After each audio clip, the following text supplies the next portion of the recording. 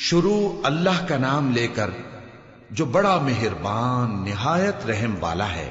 جو چیز آسمانوں میں ہے اور جو چیز زمین میں ہے سب اللہ کی تسبیح کرتی ہے، اسی کی سچی بادشاہی ہے اور اسی کی تعریف ہے، اور وہ ہر چیز پر قادر ہے۔ وہی تو ہے جس نے تم کو پیدا کیا، پھر کوئی تم میں کافر ہے اور کوئی مومن، اور جو کچھ تم کرتے ہو اللہ اس کو دیکھتا ہے۔ اسی نے آسمانوں اور زمین کو حکمت سے پیدا کیا، اور اسی نے تمہاری صورتیں بنائیں اور صورتیں بھی اچھی بنائیں، اور اسی کی طرف تمہیں لوٹ کر جانا ہے۔ جو کچھ آسمانوں اور زمین میں ہے وہ سب جانتا ہے، اور جو کچھ تم چھپا کر کرتے ہو اور جو کھلم کھلا کرتے ہو اس سے بھی آگاہ ہے، اور اللہ دلوں کے بھیدوں تک سے واقف ہے۔ کیا تم کو ان لوگوں کے حال کی خبر نہیں پہنچی جو پہلے کافر ہوئے تھے؟ تو انہوں نے اپنی کرتوت کی سزا کا مزہ چکھ لیا، اور ابھی دکھ دینے والا عذاب اور ہونا ہے۔ یہ اس لیے کہ ان کے پاس پیغمبر کھلی نشانیاں لے کر آتے تو وہ کہتے کہ کیا ایک آدمی ہمیں ہدایت کرے گا؟ تو انہوں نے ان کو نہ مانا اور منہ پھیر لیا، اور اللہ بھی بے نیاز ہو گیا، اور اللہ بے نیاز ہے، لائق حمد و ثنا ہے۔ جو لوگ کافر ہیں ان کا اعتقاد ہے کہ وہ دوبارہ ہرگز نہیں اٹھائے جائیں گے۔ کہہ دو کیوں نہیں؟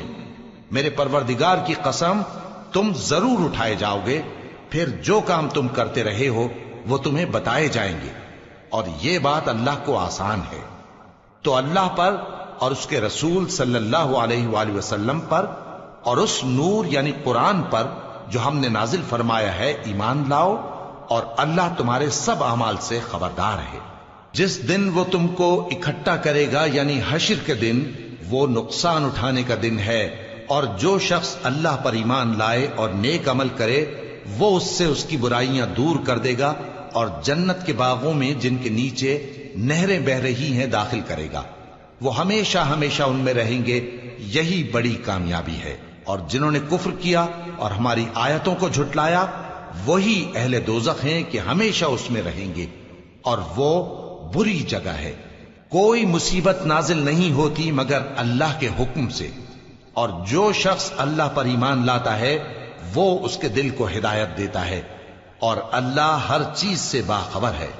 اور اللہ کی اطاعت کرو اور اس کے رسول کی اطاعت کرو، پس اگر تم منہ پھیر لوگے تو ہمارے پیغمبر کے ذمے تو صرف پیغام کا کھول کھول کر پہنچا دینا ہے۔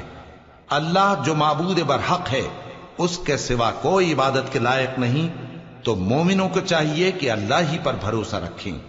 مومنوں، تمہاری بیویوں اور اولاد میں سے بعض تمہارے دشمن بھی ہیں، سو ان سے بچتے رہو، اور اگر معاف کر دو اور درگزر کرو اور بخش دو تو اللہ بھی بخشنے والا ہے، مہربان ہے۔